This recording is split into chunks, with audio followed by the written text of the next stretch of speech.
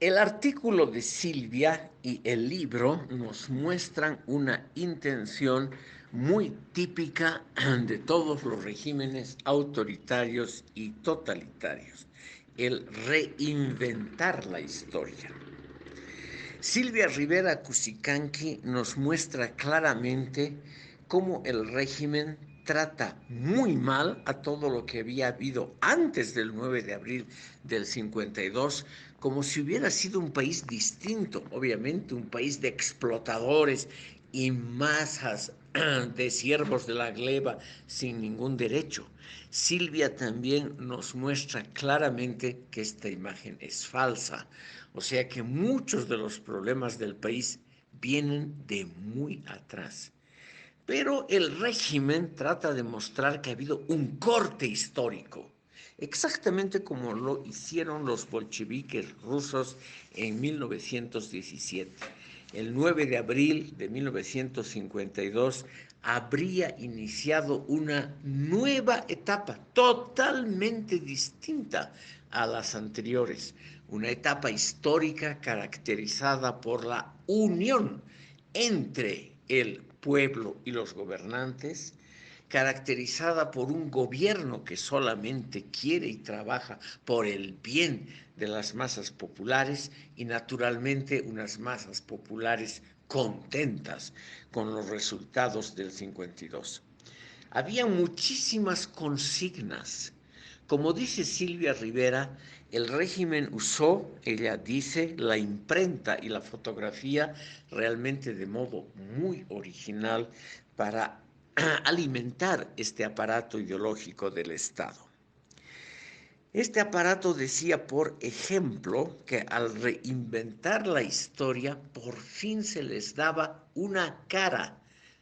individual, buena,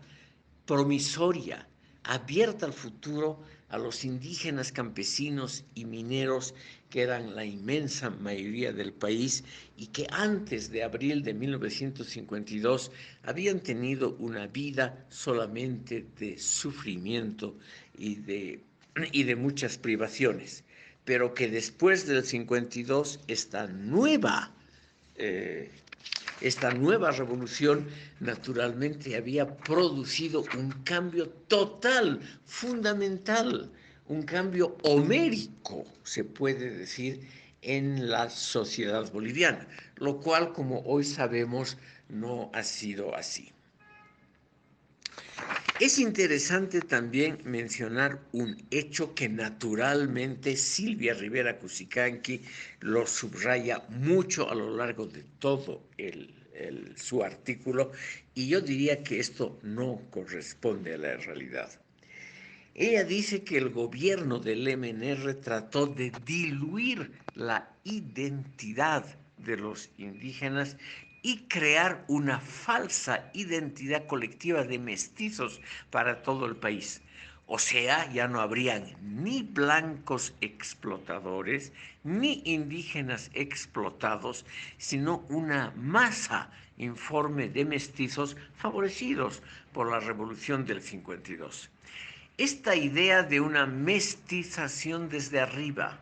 de un programa del MNR para liquidar la conciencia identitaria de los indígenas y en su lugar elaborar la idea de un mestizaje completo, no se encuentra en ninguna página del libro ni en ningún documento del MNR de la época, ni tampoco en ningún escrito programático de los intelectuales del MNR.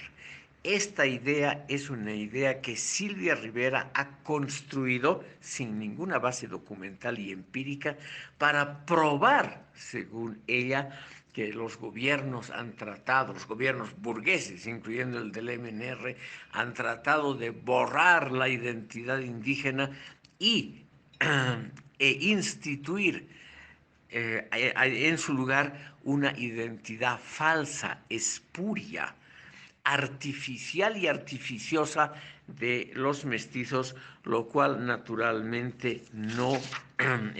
está correspondido por la historia real del país. en todo el gobierno del MNR, estimado público, que a mí no me gustó nunca, lo declaro, pero no hay que exagerar y cargar demasiado las tintas. Es un régimen que a mí jamás me gustó, pero sería realmente algo muy exagerado, lindante en la mentira, atribuirle la creación de un mestizaje obligatorio. Estimado público, les hemos enviado algunas fotografías que muestran el álbum de la Revolución de José Felman Velarde. La calidad la calidad gráfica de estas fotografías es muy mala porque así salió lamentablemente el álbum.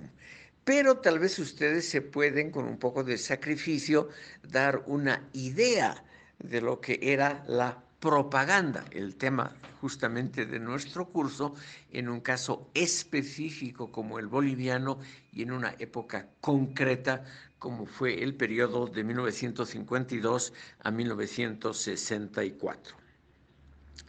Pasaremos a otro de los elementos importantes porque esto también tiene que ver con la construcción de una ideología. Aquí pasamos a otro punto y yo quiero demostrar a ustedes que también Silvia Rivera Cusicanqui ha creado una ideología, es decir, una ideología que no corresponde a la verdad, pero que trata de sugerir un estado de cosas que no se dio en Bolivia para desprestigiar prácticamente a todos los gobiernos porque ninguno tenía el carácter izquierdista, indianista que ella preconizaba. El pasaje más famoso del artículo de Silvia Rivera Cusicanqui está en la página 70. Y aquí van a ver ustedes que Silvia Rivera Cusicanqui critica la higiene y medidas similares que el gobierno del MNR trató de instituir. Y eso tiene un paralelismo muy claro con las medidas de higiene, distanciamiento social, aislamiento, confinamiento que tratan de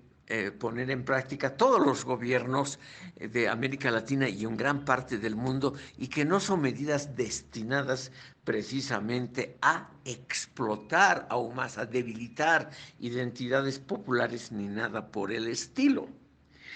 Ella dice, por ejemplo, y textualmente, que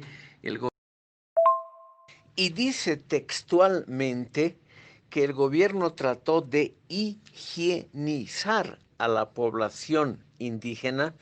con medidas que provenían de la cultura occidental ajena a Bolivia, dando a entender muy claramente que el uso del jabón, desinfectantes, etcétera, es algo propio de la cultura occidental, es decir, exclusivo de ella, y que no puede ser aplicado a otras culturas, lo cual naturalmente es una soberana tontería, porque así el 99% de todos los inventos mundiales de todas las culturas no podrían ser usadas en otras. Curiosamente, el artículo está escrito en castellano, que es un invento de esa horrible cultura occidental, escrito en una computadora, también otro invento de esa cultura, y sobre esos asuntos ella no dice una palabra porque se contradice al, al criticar algunos aspectos de esa cultura occidental, como las medidas de higiene, y otros que los toma como obvios, sobreentendidos, naturales, como el uso de instrumentos. Entonces aquí ella hace gala de esa teoría de que el MNR trató de diluir la identidad indígena, introduciendo medidas de higiene que iban en contra de esa identidad.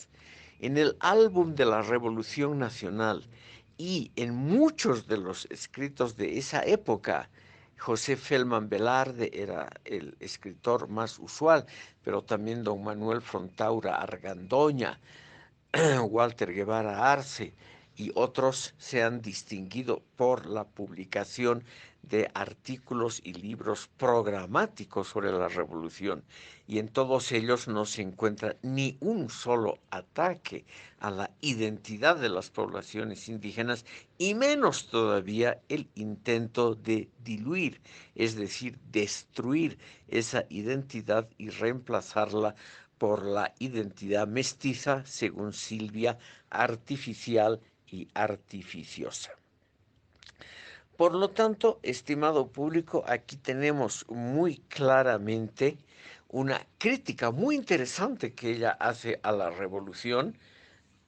pero al mismo tiempo ella combina esa crítica completamente legítima y muy valiosa al MNR con un ataque despiadado a pretendidas políticas de mestización que no han existido en esa época. En esa época lo que se trató es de una cosa muy diferente. Se trató de ciudadanizar a la población indígena, es decir, de concederle el derecho a votar y a ser elegidos en los parlamentos a partir de 1956, que fue la primera elección parlamentaria bajo el nuevo sistema de voto universal. Habían siempre representantes de los sectores indígenas. Por lo tanto, es muy improbable que haya habido esa intención. Pero el artículo es valioso porque nos muestra que evidentemente el gobierno del MNR trató de crear una idea muy falsa sobre la bondad infinita de su régimen y la maldad imperante en el régimen anterior hasta el 9 de abril del 52. Algo muy similar hizo el movimiento al socialismo cuando tomó el poder en 2006. Quiero mencionar un punto más que también me parece de algún interés en este artículo, y es la crítica que hace explícitamente Silvia Rivera a René Zabaleta Mercado y a Fausto Reinaga. Voy a citar textualmente. Ella dice: hay que reconocer también hasta qué punto el mito occidentalista ha sido compartido por la intelectualidad radical y de izquierda. Baste mencionar que el propio René Zabaleta, el crítico más agudo junto con Almaraz y Reinaga de las falacias y ambigüedades de la cultura revolucionaria, escribió el folleto Estado Nacional o Pueblo de Pastores, negando toda fuerza libertadora a las masas indígenas y cholas y postulando un ideal de modernidad totalmente moldeado sobre un imaginario occidental cultural. La crítica del mito occidentalista que he propuesto aquí, sigo citando a Silvia, convoca a una mirada descolonizadora que permite descubrir y deconstruir los discursos estatales y logocéntricos de la derecha y la izquierda, encontrando los nexos entre racismo cultural y sometimiento externo, entre colonialismo interno y dominación imperialista, que tan vivamente fueron intuidos por Sergio Almaraz en su Requiem para una República, libro que también fue un régimen para el nacionalismo paródico de las élites movimentistas. He citado largamente las frases finales del artículo porque ahí aparece yo creo, el núcleo de la argumentación de Silvia Rivera. La crítica muy certera a las mentiras de la revolución, sobre todo esa mentira de que con ella comienza la historia y que es un gobierno de y para los pobres y explotados del país, lo cual es muy razonable, pero al mismo tiempo se pasa de línea al criticar al MNR como tratando de destruir la identidad indígena y tratando, como ella dice, de moldear a la sociedad boliviana de acuerdo a metas occidentales, como si la higiene, la construcción de carreteras, de ferrocarriles y elevar el nivel de vida fuese una meta imperialista.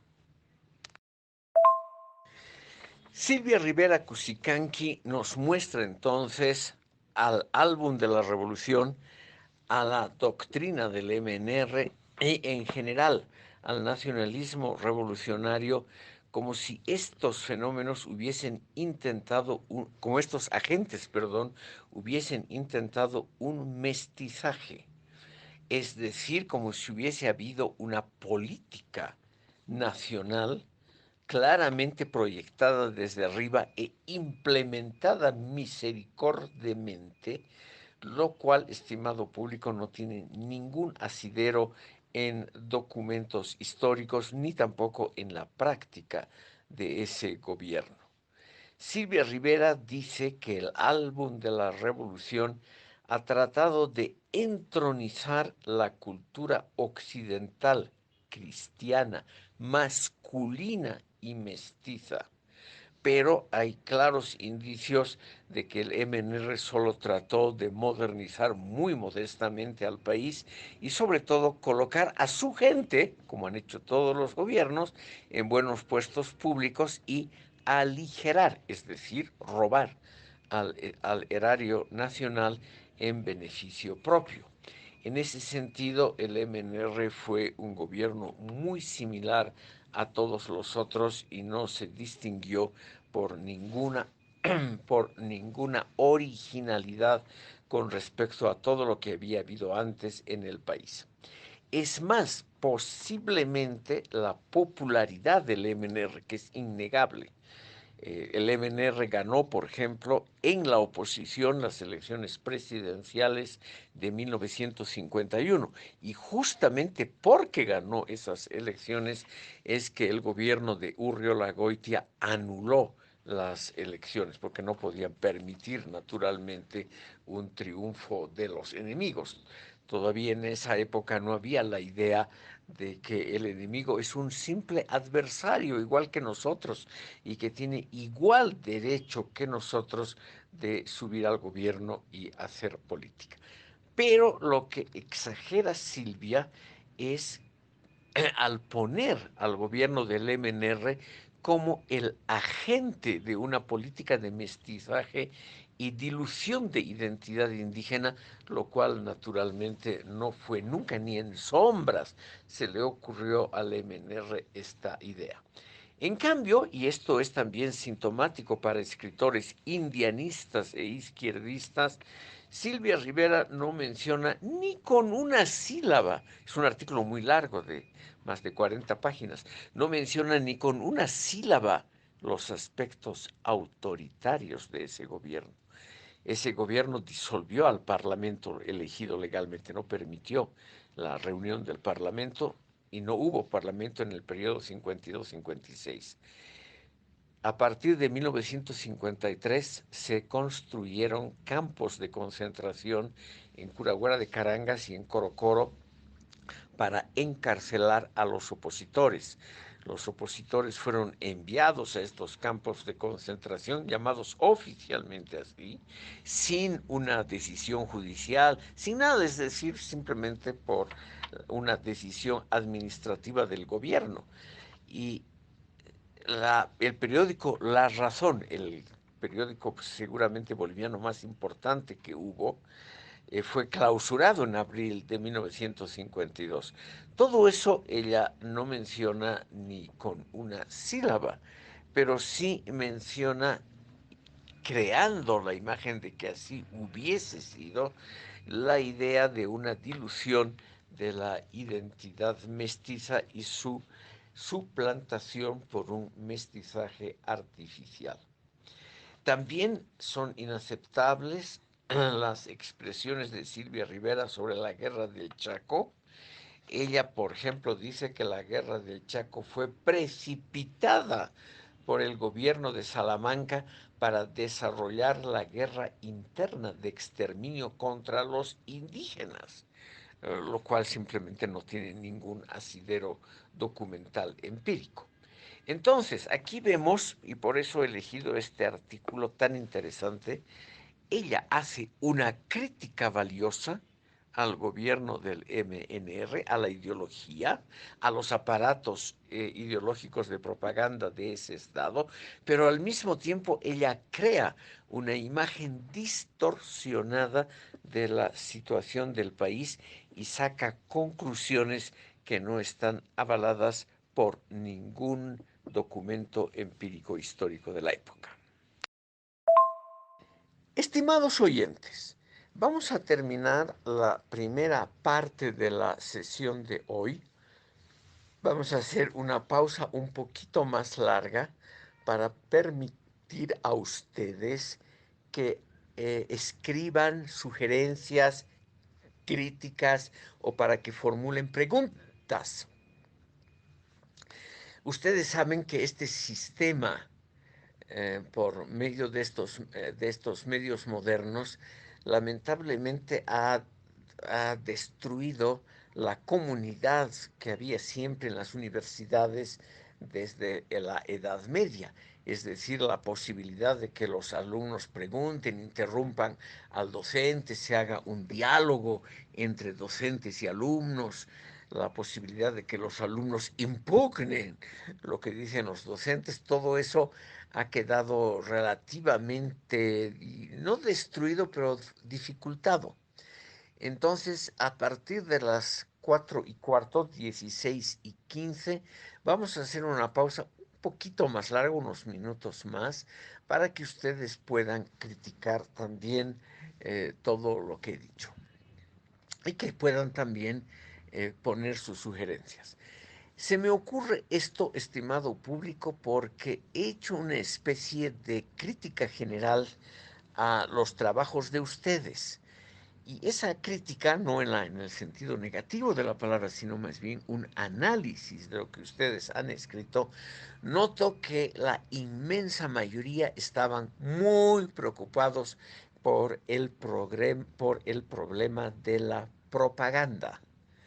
y no tanto por la posibilidad de que propaganda sea diferenciada de publicidad. Todo gobierno, toda empresa, toda persona necesita dar a conocer sus productos, sus resultados, lo que quiere vender o lo que quiere implementar en el caso de gobiernos. Y la publicidad es algo lícito, razonable, racional, que no puede ser criticado como una simple propaganda. Entonces hay que diferenciar, estimado público, las acciones de los gobiernos, por ejemplo, en educación, que pueden ser acciones muy razonables, de la simple propaganda gubernamental. Lamentablemente, la mayoría de mis queridos alumnos ha tomado muy al pie de la letra el texto de Louis Althusser sobre los aparatos ideológicos del Estado. Hay muchos de los 30 eh, trabajos que he recibido, más o menos 26 son extremadamente favorables a Althusser y no contienen una palabra crítica, porque eso de pensar que todo lo que es religión, todo lo que es educación, todo lo que son funciones públicas de policía, por ejemplo, protección a la vida y a la propiedad de las personas, que todo eso son simples aparatos de propaganda, es naturalmente muy exagerado. Althusser olvida que exactamente las mismas funciones, policía, educación, cultura, etcétera, son realizadas por los gobiernos socialistas, como el de la antigua Unión Soviética, que él siempre apoyó sin distancia hasta el último momento. Por lo tanto, ahí se nota, estimado público, que no ha habido un discernimiento entre lo positivo que puede estar asociado a la publicidad y a la propaganda, que es naturalmente el intento de manipular conciencias. Lo que yo he notado y lo que critico a la mayoría de ustedes abiertamente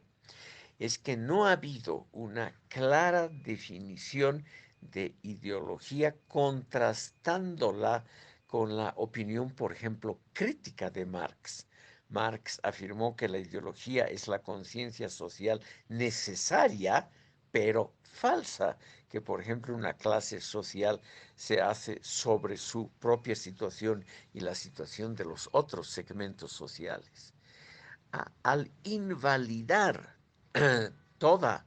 ideología como falsa, naturalmente estamos exagerando y estamos evitando también la expresión más o menos idónea, justa, no podemos decir que es injusta, de clases sociales que quieren expresar su distancia con un fenómeno.